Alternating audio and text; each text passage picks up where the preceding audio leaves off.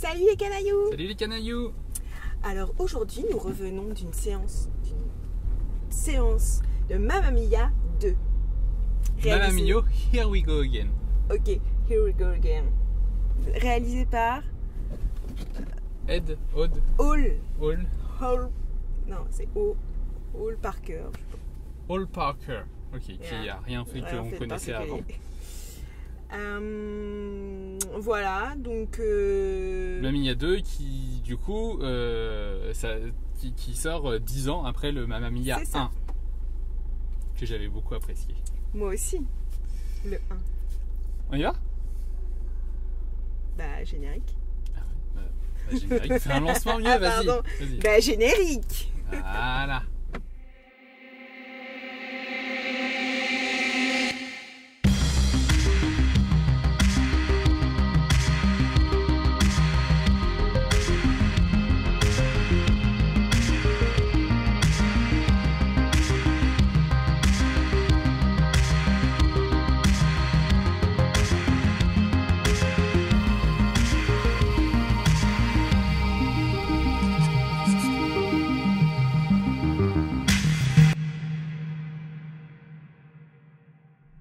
Alors, Manuel, qu'est-ce que tu en as pensé? Il faut remettre dans le contexte. Oui. Toi, quoi? Tu l'as vu 2 fois. Moi je l'ai vu 2 fois, c'était ma deuxième. Il y a 2, il l'a vu 2 fois. Ouais, j'attends le 3 pour le voir 3 fois, etc. Non, parce que le 1, j'ai dû le voir une dizaine de fois quand même. Donc, Pas au cinéma. Donc, alors, allez-y, dites-nous tout. On sent l'ambiance directe. Alors moi, en fait, moi c'est un Mamma Mia, donc ça va être très dur d'être objectif. Parce que j'aime bien Mamma Mia. De toute façon, un film, dès que ça danse et dès que ça chante, j'aime bien. Nous sommes des fervents supporters des comédies musicales. Non, on adore les comédies musicales. Hein. Oui. Donc voilà. Moi, j'ai bien aimé aussi le 1. Franchement, j'ai beaucoup aimé le 1. J'ai adoré le 1. Ouais. J'ai pas aimé le 2. Je comprends. Alors, il faut savoir qu'en fait, ça a changé de réalisateur. Moi, je trouve qu'on sent bien le changement de réalisation. Ah, c'est-à-dire que là, il n'y a pas de réalisation, quoi. Quand tu sais pas diriger des acteurs, t'es pas réalisateur. Ouais, ça fait bizarre, c'est que t'as l'impression que Pierce Brosnan, d'un seul coup, par exemple, il est devenu... Parce qu'il y a quand même des grands acteurs, hein, on est d'accord. Pour ceux qui connaissent pas trop Mamma Mia, on a désolé pour le son, mais j'ouvre la fenêtre pour vous payer. On a du Meryl Streep, mais bon, on la voit quand même 3 minutes. Ouais, on la voit pour... Elle a fait 2 chansons. On a Cher, grande actrice, Cher. Excusez-moi, je suis sorti du cadre, mais c'est parce que je paye. C'est pathétique en fait. Cher. Non, ça va, elle joue à peu près bien.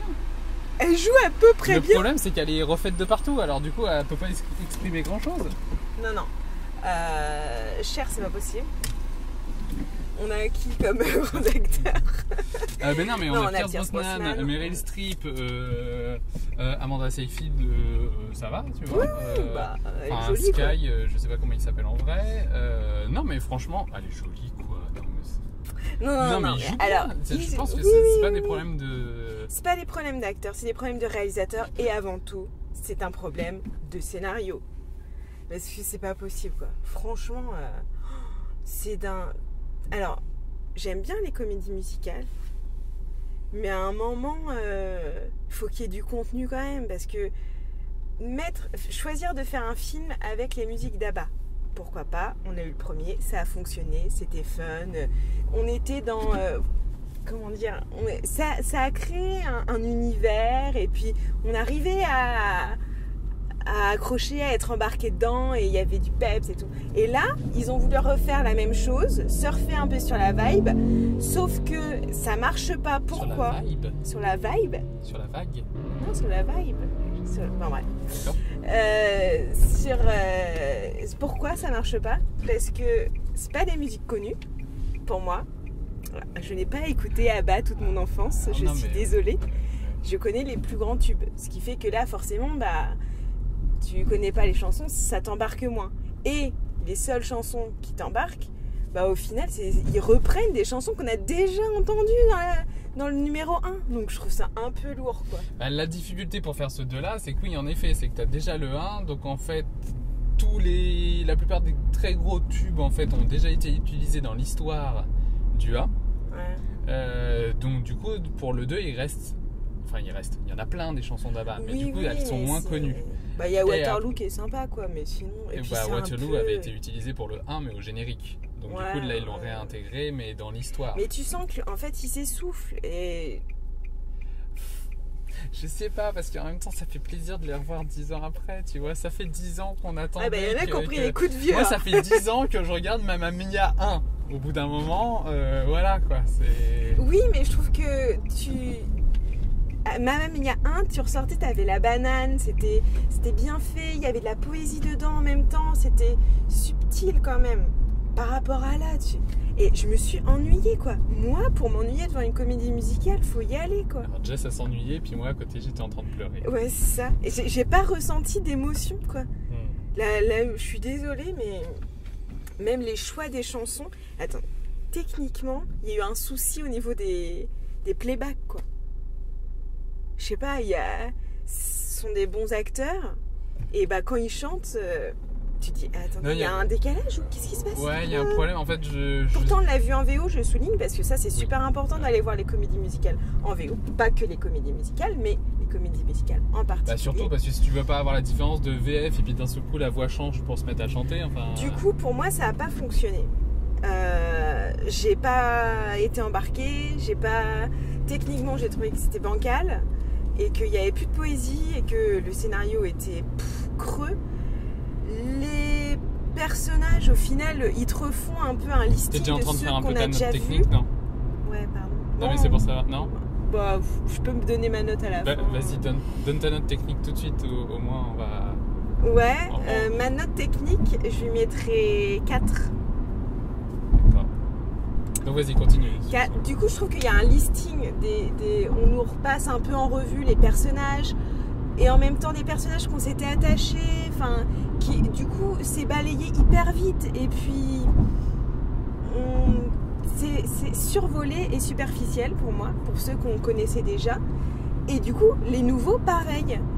Les jeunes, parce que ça c'est intéressant, tu vois, on retrouve Donna quand elle est jeune et du coup on retrouve les acteurs en version jeune. Là oui, voilà, juste pour expliquer dans l'histoire très rapidement, c'est que c'est juste que on a des flashbacks de l'histoire de Donna, donc de Meryl Streep qui était dans le 1, à l'âge en fait quand elle avait la vingtaine. Donc du coup on a et le présent aujourd'hui avec en gros Amanda Seyfried, donc la fille.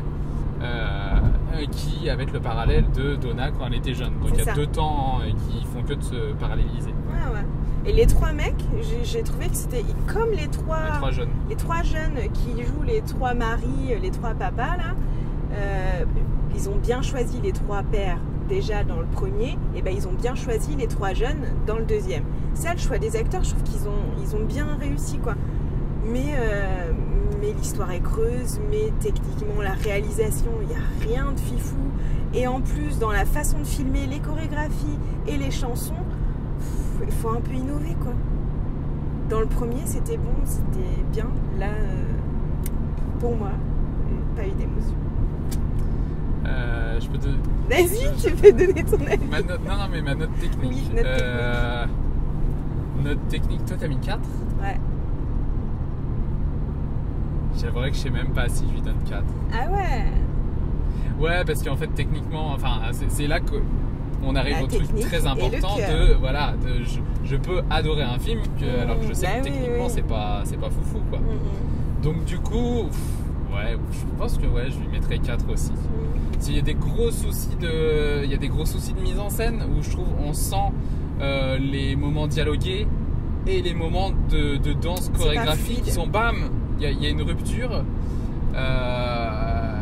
Du coup on perd complètement. Moi je trouvais que les chansons étaient filmées cinématographiquement vachement bien dans le premier, et là tu sens que paf tu passes en fait tu passes en musical. Ouais. T'as l'impression tu prends le recul, t'as l'impression d'être dans le public et qu'il y a une scène quoi. Ça devient théâtral. Alors ça peut être un choix, mais du coup faut qu'il y ait une harmonie avec le reste quoi. Donc du coup ça fait bizarre. Après il y a une direction d'acteur je pense qui a chier parce que les acteurs t'as l'impression qu'ils jouent mal quoi. Alors qu'ils savent bien jouer. Attends, je croyais que tu l'avais bien aimé. Mais je l'ai bien aimé. Ah. D'accord. Non mais il joue mal parce que ça pourrait être carrément mieux. Il n'y a pas de folie. Dans le premier, il y avait de la folie, il y avait de l'émotion. Là. Après, les acteurs, techniquement, les acteurs sont bons quand même, donc ils réussissent à se dépatouiller de tout ce qu'ils peuvent. Les pauvres gars. Il y a des gros problèmes de soucis de fond vert. Ouais. Il y avait déjà quelques trucs comme ça dans le premier. Ouais. Mais du coup, par contre, moi je serais très intéressé de savoir, enfin, j'ai pas regardé, quel était le budget de celui-là par rapport au premier. Ah oui. Tu vois, parce que t'as ça aussi, faut faire avec quoi. Donc, on a dit qu'on ne jugeait pas le budget. C'est vrai? On a dit qu'on jugeait pas les budgets. Oui, c'est vrai que la dernière fois on a dit c'est de la merde, c'est de la Paranoïa. merde, tu le fais pas. Oui. Donc, note de cœur. Note de cœur. Moi je fais la note de cœur. Vas-y. De toute façon, je vais pas être influencée. Moi je lui mets un 7. Je mets 7 parce que moi ça me fait quand même plaisir. J'avoue que ça faisait longtemps quand même que je l'attendais. J'adore le côté. Ça fait 10 ans que l'autre film est sorti. Là dans l'histoire, ça fait 10 ans. Du coup, ça c'est sympa. Du coup, ils ont pas essayé de nous faire genre non, mais en fait, ils sont pas si vieux que ça, machin. Tout le monde a pris un coup de vieux. Ils le disent. Il y a plein de références à ça. Il y a plein de références au 1 qui fait que si on est vraiment un fan du 1, c'est ma note de cœur. Donc du coup, voilà. Et puis non, ça fait plaisir de les revoir. Les jeunes, tous les jeunes, je trouve, sont vachement bien. J'ai beaucoup aimé. Je trouve ils ont vachement travaillé les gestuels, des jeunes, ce qui fait que tu les ressens, enfin tu les vois. Et ouais, non, ça marche bien. Et moi, ça me fait plaisir. Je l'ai vu 2 fois. Voilà quoi. Alors moi, si je peux me permettre, je lui mets un 3, note de cœur.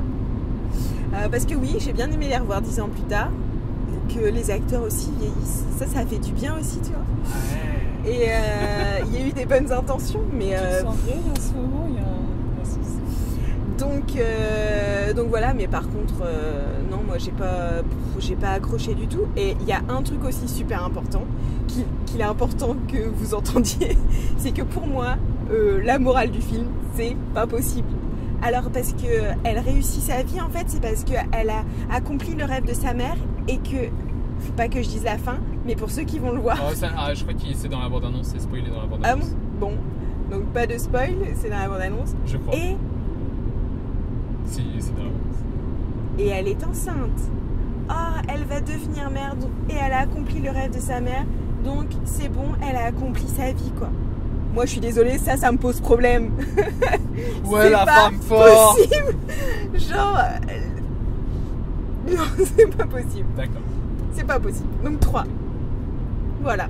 Donc ça lui fait en note technique, c'est 4. 4. Non, 8 sur 20. 8 sur 20. 8 sur 20. Et en note de cœur, 10 sur 20. C'est pas foufou. Ça vaut pas une place de cinéma, je pense. Ça vaut un regardage quand il passera à la télé. Oui. Si vous êtes fan, ça vaut. Ouais, si vous êtes vraiment fan du 1, mais à fond les ballons. Moi, j'avais adoré, mais là, le 2, c'est décevant, même quand t'es fan. Ouais. Bon, on se dit à tout de suite pour une deuxième vidéo. Ouais, on enchaîne. Enfin, vous n'êtes pas obligé de la voir tout de suite, la deuxième, hein, mais vous pouvez la voir. Allez, ciao les canailloux. Ciao les canailloux.